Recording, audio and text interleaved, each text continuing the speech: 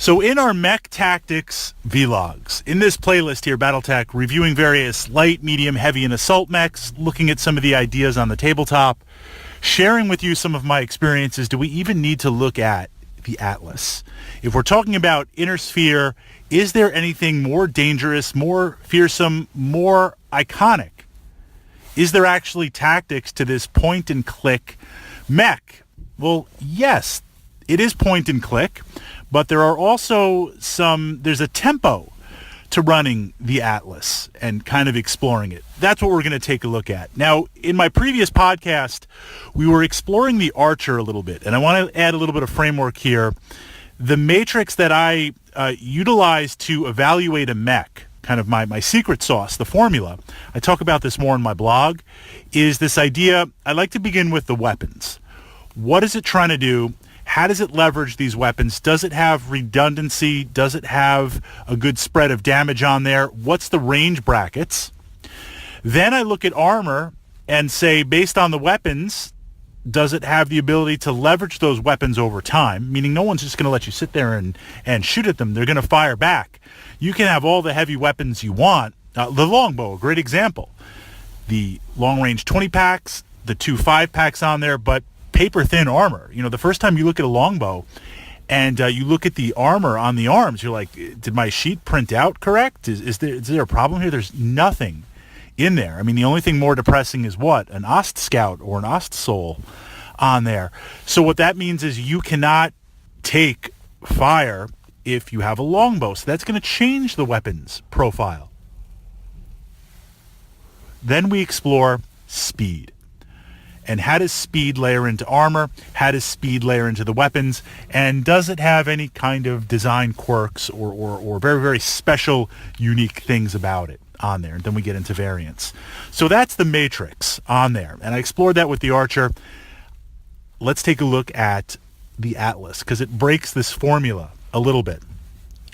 So with the Atlas, you can't be... the Atlas is point and click. And what I mean by that is it's very powerful for its weight size and the armament and the armor. I won't say it's slow, but being the ultimate high-end assault mech, pretty much everything can run away from it. And while it has the long-range missile 20-pack, it only has one. Not that I want to get hit with an LRM-20, but it doesn't have the redundancy. It doesn't have the redundancy of, say, a longbow or an Archer on there. So you can pretty much run away all you want from an Atlas. You're not going to be able to take it down, but you don't have to engage. And that's one way to deal with it. I might not be able to destroy it, and I don't have to destroy it, but if I keep fluid, if I keep hit and run, if I keep moving, that's going to negate the tactics of it and the very things that it wants to do. So how do we prevent that? Based on the mission, are there mission objectives? An example, an attack mission, attacker versus defender. The defender is well fortified, the defender is dug in, you're going to attack, but they're not leaving that defense zone, whatever that defensive zone is. So you know if you walk in with that Atlas, I mean, it's an assault mech, that's what it does. You walk in with that Atlas, they're going to have to confront it on there or concede objectives. Another example, and you might have to do a little bit of lance trickery here and kind of look at your lance. In every game, in every war game, especially Battletech, there are going to be key pieces of terrain that give you a tremendous advantage. Maybe some hard cover that's elevated on there. Maybe a pool of water surrounded by some cover. So we get into this, do I let my opponent have the advantage, and then they have those dice modifiers built in, either in shooting or when I shoot at them, or do I move to take that piece of terrain? So often what you'll see is giving up, if you have an Atlas, giving up a key terrain feature on the board that your opponent won't want to give up, having other mechs, which means if they give it up, they're going to be punished. And we'll look at an example of a lance configuration. So they stay there, and that's where you send in the Atlas. So if I've got some archers, if I got some longbows, and I can catch you out in the open, and I have decent range, say mid-range, I'm in cover with my longbows and maybe some LRM carriers on there, you come out of terrain. Let's say it's deep terrain, so you're a couple of hexes in, +1, +2, or I can't really see you at long range. You're not coming out. You're wedded. You're locked into that terrain piece. So then I march the Atlas in there. So you're going to have to look and make sure that where your opponent winds up, That's where the Atlas is going. That's going to bring it to bear. That's going to bring these big guns to use. Battle value is, this is a test, battle value is what, 1897? Or something like that. I mean, almost like clan battle value, clan tech battle value. So that tells you a lot right there, just how expensive it is. So we want to make sure we're utilizing it and not having everyone run away from it. So you start walking in. As soon as I'm in range, so now we're going to apply it to the Matrix. As soon as I'm in range, I start shooting off those that LRM 20 pack. I could do indirect if it's there, but for the most part, it gives me something to do on the way in. As soon as I'm in range, I start shooting. I don't really have plans to hit you with it, but I might get lucky. I might start to soften things up, especially if it's a medium mech. Light mechs should not be engaging assault mechs, period. They should not be engaging, definitely not engaging an Atlas. The only time I'm engaging an Atlas with a light mech is if it's my Duke of Death. In my campaign, Duke of Death is an urban mech, and the pilot, Torg Ellington, he took some autocannons to the head. The mech was almost destroyed. He was crippled, almost killed, took a bunch of consciousness checks. So he spent all of his credits rebuilding his smashed body and his smashed urban mech, so he's got some bionic implants, things like that. And he switched the urban mech to his the autocannon 20 version on there.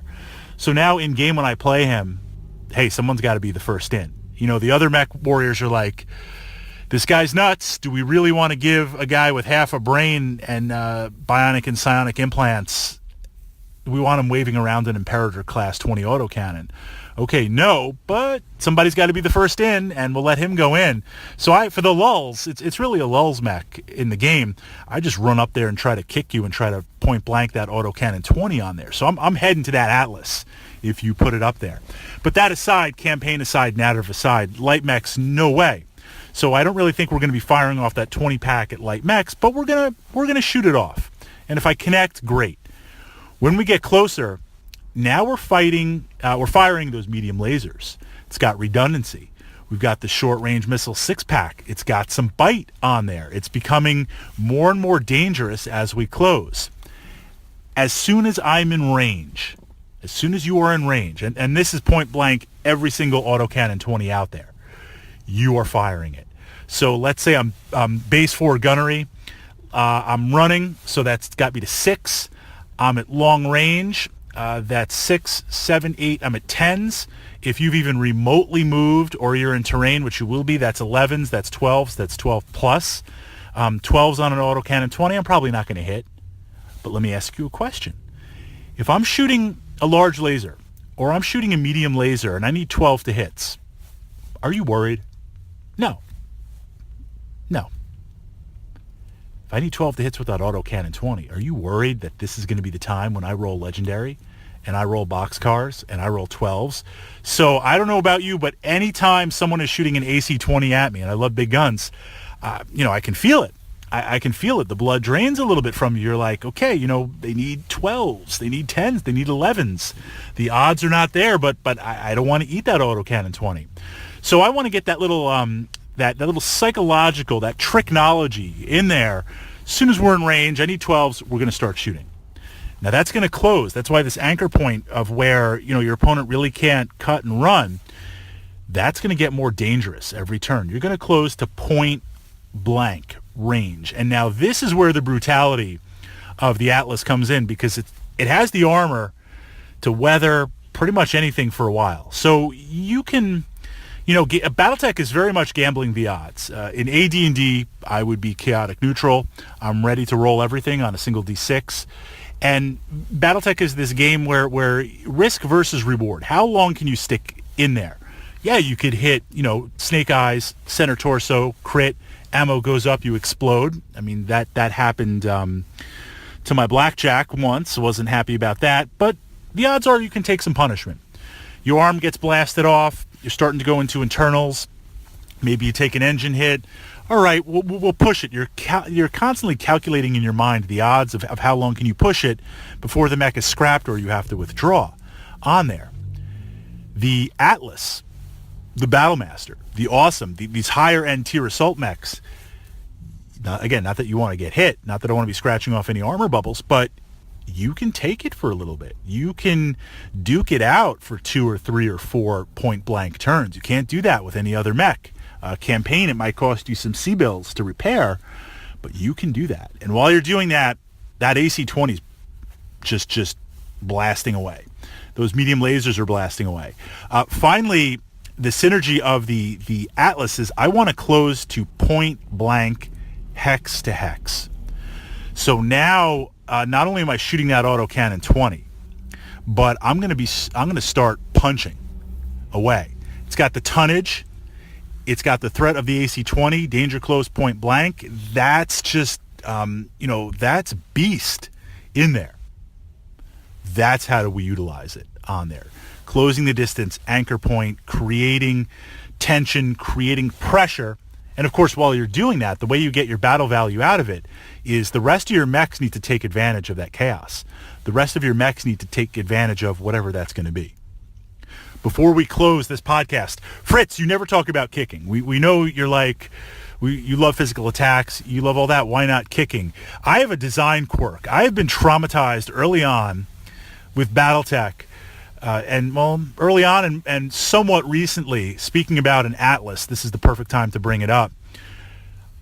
I was rocking with this Atlas. I was beast. I was bringing the damage. I was doing the dice, and I'm punching. I'm going to kick. And I think I was kicking something like a Jenner. I was kicking something that if I just drop kicked it, it would have tore off both of its legs, its left torso, its center torso through its head. It just would have just drop kicked. It's like a martial arts axe kick. If I land that kick, you're out. You're done. And I kicked and I missed. Okay. Make the pilot check. I fall down. Okay. Might have taken some damage, but okay, that happens. I'm not happy about it because I'm surrounded, right? I'm right in the middle of everything else, but all right, it's Battletech. Hi, things happen. Try to get up next turn, can't get up. Fail my pilot check. Try to get up next turn, still can't get up. Try to get up one more time, still can't get up. At this point, like everybody's around me, stomp kicking my face and point blank laser shots and dropping everything in on me. It was just a mess. That has created this quirk in me where I'm like, I'm afraid to kick. It's very rare. Those of you who play Battletech with me, it's almost like, I don't want to have a tell, but I'm probably not going to kick you on there. I'm just too scared. And the heavier the machine, the more fearful I am, except with the Duke of Death, because that urban mech has faced death and it's irrelevant. And I'm going to autocannon 20 you, and I'm going to kick you. And if I had arms, I'd be punching you. And if I didn't have to drop the jump jets to get a little bit more of the configuration on the AC-20, I'd be dropping death from above on you as I'm AC-20ing you. But that said, kicking absolutely viable, absolutely deadly with the Atlas, but I'm too scared to kind of do that. Certainly an iconic mech, and certainly up there in clan battle value. So for the inner sphere, that's the top tier, that's the pinnacle. We want to utilize it as best as possible.